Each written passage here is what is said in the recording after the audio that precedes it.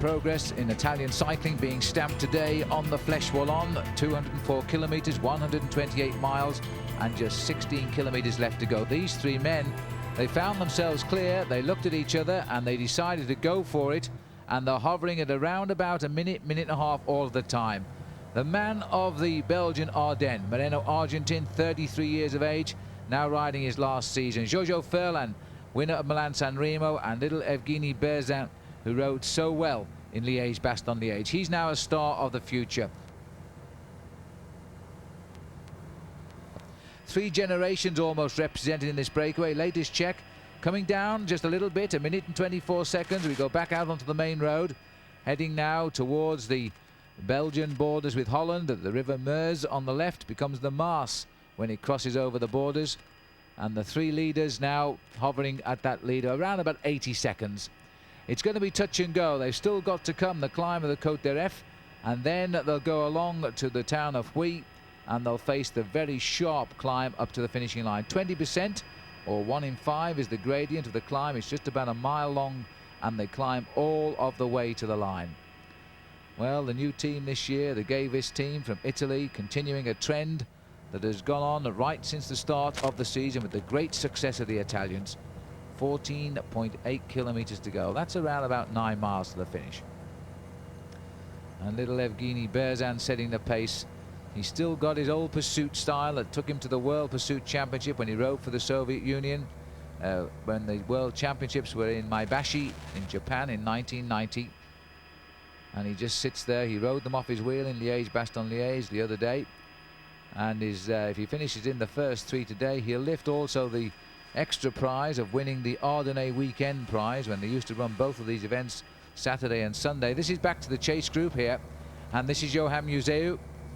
Museeuw really is doing all of the work, and I think he's trying to do it because he wants his teammates to get up there, and not least Marco Saligali, who's having a very good season.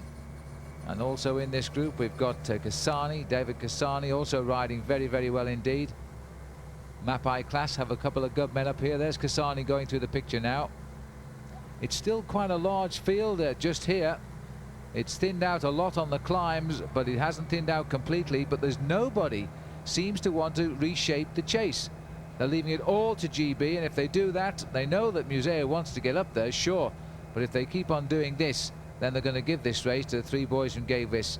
And I can't remember a previous Fleche Wallone, which started back in the 30s, that ever produced three riders of the same team crossing the line together. Well, there's the leaders now as they start one of the small climbs. There are 10 climbs throughout the Ardennes, most beautiful area of the Ardennes, the Côte d'Eref. 10% at its steepest point and 2.6 kilometers long. No Tony Rominger in the race today after his disappointment in Liège-Bastogne-Liège, but the question is, would he have won if he had not have had that puncture so near the end on the climb up to the finishing line? I somehow doubt it myself, but even so, he's now headed off to the start of the Tour of Spain, where he's hoping to repeat for the second time a victory there. So that'll give him 3 straight wins if he does that, and that'll be a record for Rominger, and hopefully it will stand him in good stead for a fine challenge in the Tour de France against Miguel Indurain. Indurain, of course, not riding his home tour. And this breakaway sharing the work equally together, doing long turns at the front, and if anything, Argentin, the captain, is doing fewer than the other two, but he's riding at the back and keeping an eye on them both.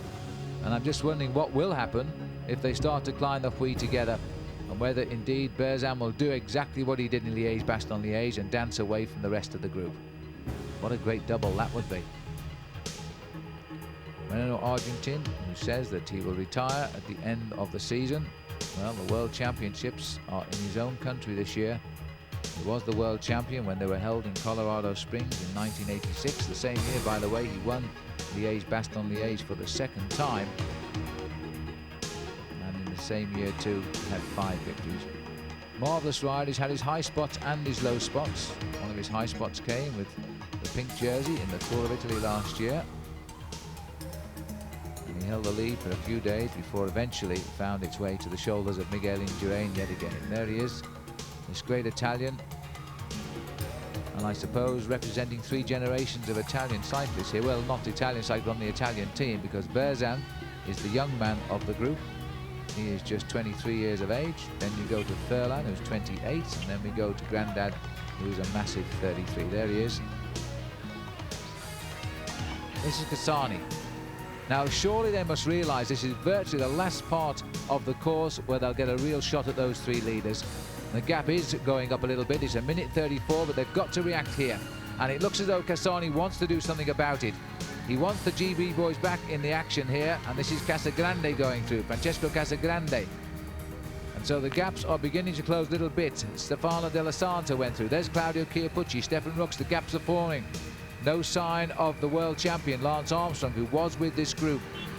The big man, Franco Ballerini, closing down the gap onto the wheel of Rooks. And there is Gianni Bugno through, and the number 21, there's Raul Alcala. So perhaps Alcala too is finding his form now in time for the upcoming stage races. Alcala, the spearheading along with Lance Armstrong, the Tour du Pont in the United States. Big legs here of Casagrande. And in fact, Kasani wants a little bit of help. He's done his bit to try and liven them up, but there's not a big reaction coming through. Stefano Della Santa goes through, still feeling the chill winds blowing across the Ardennes here, with his legs on and his arm warmers. 2-1-2 is Raul Alcala. And then just popping into the picture here, Claudio Chiappucci. Ballerini, Ronan Pensek. And they're all scrabbling for wheels here at the moment. So it looks as though at last we've got a little bit of a reaction. Kasani's got to the back of the line. Kengi Alta is the rider just in front of him. He's the guard dog for the Gaviz team. He had his chance to go with the break. He saw it go and he couldn't quite get onto it. And then he fell back into this group. We now have the complete composition of the group here. Giovanetti is the other rider in this group, number 44. Bugno is here, still feeling fresh after his great victory in the Tour of Flanders, which is certainly a race very few Italians can ever say they've won. So the Mapai class team, even without their leader, Tony Rominger, are having a good race in this chase group. Just over 8 kilometers left to go. It's around about 5 miles, so 4 miles to the climb of the Hui. There goes Pensek, followed by Kasani. And a very laid-back position there. The Mexican Raul Alcala seems to sit right back on his bike, long extension. And just a little tap on the backside there of Kengi Alta by the Mexican rider. He's probably just warning him where he was for the left-hand corner there. This is back up to the team time trial. I mean, Berzin must feel rather at home now. He was part of the Team Pursuit World Championship team in 1990. The track's a bit bigger. It's 204 kilometers today instead of the 4 kilometers he rode at the time, but even so, the feeling must be the same, riding in line with two teammates. And that wouldn't surprise me if they've trained this way together as well. Well, the gap, I think, on that climb had to come down to round about 30 seconds to give the chasers a chance to get up to these three riders. Pressure being applied at the front again, and it's Berzin now who's having to grit his teeth and hang on at the back. And it's, in fact, Giorgio Furlan who's reacting at the front. There must be a message coming up from the team manager here, which is probably going to say, listen, you're hovering at about 1:15. If you crack now, they'll be on you.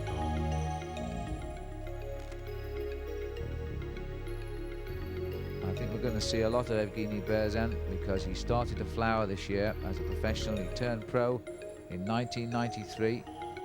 And how the cycling scene has changed since the Soviet Union dissolved and disappeared and split up into its own nations again. We've seen so many young riders who once rode for the red flag, now riding for themselves as professionals. And it's taken a couple of years to settle in, but they're coming through now. 6 kilometers to go. So 3.5 miles, 2.5 miles up to the actual climb, and that's Berzin who's now stretching them out again. A little bit drab today, the Ardennes. They can be very sunny, but usually at this time of the year it still looks a little bit like winter down here. But the roads are made for cycling. They run a lot of tourist competitions too, which cyclo-tourists enjoy, long rides such as Tilth-Bastogne-Tilth, which follows mainly the route of Liège-Bastogne-Liège. It's only slightly shorter. by about 30 kilometers, but he usually tracks about 8,000 to 9,000 riders in the summer. And there's Argentine riding out his last season, and still with the great legs he's had for so many years. He turned pro back at the end of 1980, so he's in his 14th season as a pro, which is tremendous. And I can remember back in 1990 he signed one of the richest contracts at the time, which was $400,000 to ride for Ariastea, a team which is sadly no longer part of the professional scene, but many of the riders still excelling as they spread themselves throughout the teams.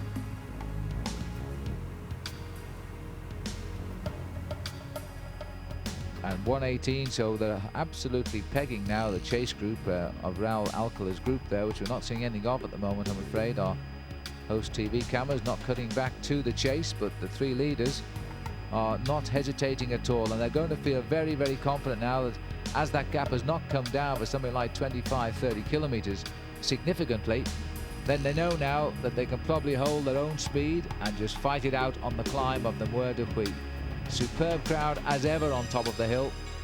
The one little restaurant on the summit, well, if you ever want to eat in it when the Fleche Wallone is on, you need to get there pretty early. There's Gianni Bugno still trying to do something. David Castano, Claudio Chiappucci passing off to our right. And Ronan Pensek, well, they're still driving on. I think they've left it a little bit too late, I'm afraid. And this group, to me, looks as though it's thinned out too. Casagrande is still here, the other side of Bugno in the yellow. And Claudio Chiappucci should be feeling he can climb the hill well to get himself a nice finish at the top of it. So too Pensek, who once finished very high in the Tour de France, was coming back the next year to ride the Tour de France as a favourite, and fell off the roof of his house just before it started and broke his collarbone, and he didn't even manage to ride the Tour that second time out. But he'll be back again this year riding for the Nova Mai team.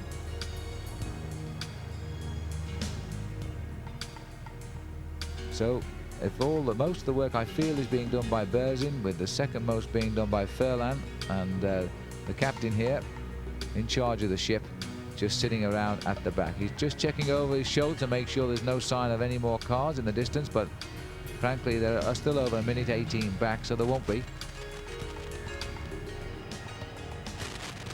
This is the flat valley run now, which will take them into Huy, and then we'll make the turn up the climb. And it must be a great feeling. This has been a very, very daring escape indeed. And if three riders of the same team can crack a quality feel like they've done today, then they really are the very, very best. Because mark my words, there's no way riders in this group would have allowed three men in the same coloured jersey to go clear if they could have done anything at all about it. And Bugno must be feeling a little bit annoyed with himself for allowing the breakaway to go. There's no question which riders had the form, Berzin and Furlan. Argentine was in that breakaway too at Liège-Bastogne-Liège. When he'd done his job over La Redoute, he was dropped, but he obviously has the form, and who knows, he may have dropped off to save that little bit of energy for today. He's always been known as the man of the Ardennes, 4 times winner of Liège-Bastogne-Liège, twice second and twice a winner of this race, Fleche Wallone, looking for his hat-trick today. He's going to have a tough job though, up against his younger teammates. We're now into Huy, in the town, watching to see if these three have survived. It was on the second climb of the climb up here where they went clear, and they've held them off ever since. Little look at the faces, not giving anything away at all. As we've now got Furlan setting the pace. I haven't seen Argentine up there for quite a long time. Argentine holding close order in second place. It's a very, very frightening start to the climb, the Muir de Huy. You make the turn and then you see the wall. 1 kilometre to go. Little steady climb, but it'll kick very shortly when they switch to the right. And Argentine is holding second place. Berzin pedaling a much slower gear and looking threatening there. Now we're making the turn. There's the Curt gradient, 20% or 1 in 5, bringing him up only to 129 metres above sea level, about 400 feet. But it's the way it gets there so quickly. This is where it starts to really dig into the legs now, and it narrows down as we go round to the right.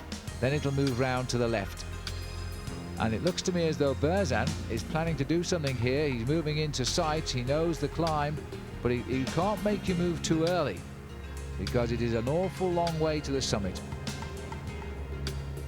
So Berzan looking to be threatening. There's a chance to look at his cluster at the back there. It looks like he's riding a 21 or 22 back sprocket. He did have a 39 inside ring on. And in fact, the other two are beginning to move away, and it's Argentine. Can you believe this? It's Argentine who's starting to go away. And Berzan, there's a gap there. If he doesn't grit his teeth and close it, he'll be gone. He's sitting down. He's pedaling a much lower gear than the others, and that's not a good sign now. In fact, Berzan seems to resign himself to third place. The winner of Liège-Bastogne-Liège has dropped off the back. He'll win the Ardennais weekend, that's for sure. And that's more money in the team pot, but it looks as though he's leaving his two senior men to go forward here, and it's Argentine at the front and Giorgio Furlan, the winner of Milan-San Remo. And now it looks as though Argentine, his face really is so calm. He's hardly making the effort here as he rides away. And look at the crowd, a little bit stunned, I think, to see three riders from the same team come back up here. And the GWIS team has annihilated Fleche Wallone this year. What a marvellous job they've done about it as well. They broke away on this climb the second time up. Ken Gialta could have made it the first four. He fell back. And now can Moreno Argentine crown what is his final season with a classic victory? And I'm wondering, in fact, if Furlan will make any effort at all to stop him doing that. Berzan very concerned about the race behind now because his race is over. It's for third place or nothing for him. And a very steady climb too for Moreno Argentine. Well, I've never seen a rather stunned Belgian crowd like this before. They're politely applauding the three riders coming up for the Italian team. But I've seen scenes on this climb in the past where they've mobbed the riders on the way up. And they're watching now Moreno Argentine, a man they should know better than most Belgians on this climb, who's finished twice second in 1985 and 1988. He won the race in 1990 and 1991. And in fact, they've cheered an Italian winner up here for the last 4 years, and looks like being 5 years now. Claudio Chiappucci bringing the chase group up. Got his rhythm going nicely, but he's too far down the climb. They won't close the gap now. It'll probably be down to around about 35 seconds by the finish. Argentine goes again, just as it looked as though Giorgio Furlan slipped the gear up a notch. Furlan still trying to hold his wheel, but you know Argentine has got all of the legs, and there's no reply from Furlan. Argentine wins it for the third time.